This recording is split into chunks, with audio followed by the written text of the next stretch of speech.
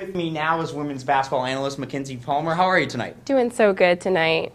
Good, Mackenzie. Good to have you on. I want to ask you first about what's been going on with Coach Karen Aston's team. They won their first 14 Big 12 games. They've now lost their last 3. What's been the reason for their late struggles? Exactly. Simply put, Nick, I'm going to say that they have lost their momentum. Last week against Baylor, they led throughout the first half. They even led in the fourth quarter throughout all 3 of their last losses. But somehow they allowed Baylor in Iowa State to creep back into the game and win in the final moments. I think senior center guard Kelsey Lang said it best. They have gotten too comfortable with some of the things that they did really well early in the season, and that is the reason why they have lost 3 straight games at the end of the regular season.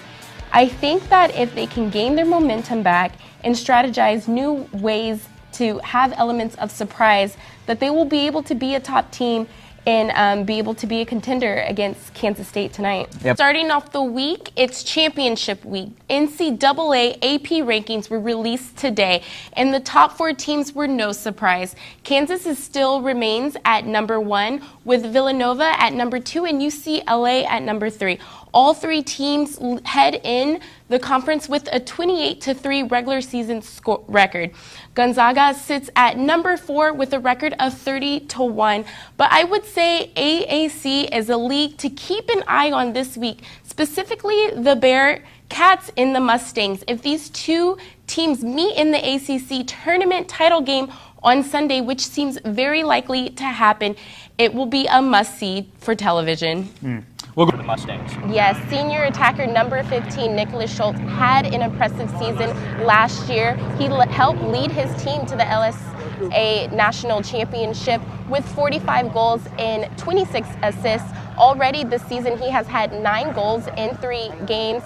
He was named LSA's Offensive Player of the Season last year, and so I expect nothing less than greatness from him this game. But it's also important to make sure we point out freshman attacker Graham Gillespie, who has already had 8 goals this game, and I'm sure that he's going to make a name for himself this season. There is a lot of game left to be played, but SMU came out very strong in the beginning. Nicholas Schultz already scored first 10 minutes into the game, but their defense let up a bit and allowed Texas Longhorns to get in and obviously put on a 3-point lead. I think that they can come back in the second half if their defense can get stronger, but so far it does look like Texas Longhorns are here and ready to play. I think he's just new, and I think they're taking it slow. He's having to learn how to play as an NFL quarterback. He's experiencing things he never experienced as a college player. And let's not forget, he did sustain an injury in the preseason, a shoulder injury, so he's definitely still dealing with that. I think it's not a bad idea to let him sit back, gain experience, heal his injury, and then we'll definitely see him before the season's over. Welcome back to KVR News. I'm Mackenzie Palmer. After defeating Oklahoma State in Saturday, 71-60, Texas women's basketball advanced to the Big 12 tournament semifinals. They would be looking to advance to the finals for a possible rematch with the Baylor Bears. However, they would fall short, losing to West Virginia 62-59. They will now await their seeding in the NCAA tournament, which will be announced on next Monday. After winning this past Tuesday at home against Lamar 9-5, Texas baseball went on the road to Stanford over the weekend. Texas won the series opener on Thursday 4-0 thanks to 7 innings and 8 strikeouts from Nolan Keenum. That would end up being the only win on the weekend for the Horns. I'm Mackenzie Palmer, and this is College Press Box Unhooked.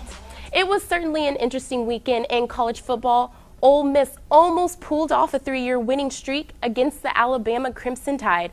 Oklahoma Sooners lost their second game this season against Ohio State Buckeyes, putting Bob Stoops' career in jeopardy. And the same fate could be met for Les Miles, whose team, LSU, barely pulled off a win against Mississippi State. Unlike Cam Newton in the Super Bowl, let's dive into this week's biggest news. The Texas Longhorns shocked the 8th-ranked Baylor Bears, pulling out an upset of 35-34. Texas defense came ready to play, showing improvement with pressuring Baylor quarterback Seth Russell and capitalizing on turnovers. But the offense held their own, with standout Deontay Foreman rushing his best career high and scoring his 9th and 10th touchdowns of the season. Tonight was all about Deontay Foreman and his 250 yards rushed this game, adding to his record breaking of more than 1,000 yards rushed in a season. This is something that hasn't been done since Jamal Charles last did it in 2007. I'm so proud, we haven't had one here since Jamal Charles 2007. Like I said, I went hugged every lineman in the locker room and told them thank you. Without them, without the blessings from God, I wouldn't have been able to do it by myself. He's just playing at a different level, and he wants to be the best back in the country, and right now he's playing like he is the best back in the country. And you just watch him, some of those yards, he's going to get the big runs, but also there's those, 2 and 3 where he has to grind it out and he has to pound it. But it's the way he works. I don't know what it is, but he needs to keep doing it. It's fun to watch him, being able to give it to him and watch him run the ball. It's a lot of fun seeing what he can do with it. This win cools the seat of head coach Charlie Strong, who has been facing criticism on how the Longhorns' current performance has gone this season. I really care about a team that really cares about me. And it's not a program that's in disarray, which many of you think. It's not a program that is going backwards. It's a program that's headed forward, and it's a program that is going to be it's going to be special one of these days when you watch this program really take off. Next week, the Longhorns face rival Texas Tech, and Texas fans will look to see if the Longhorns can continue to improve. Mackenzie Palmer, College Press Box.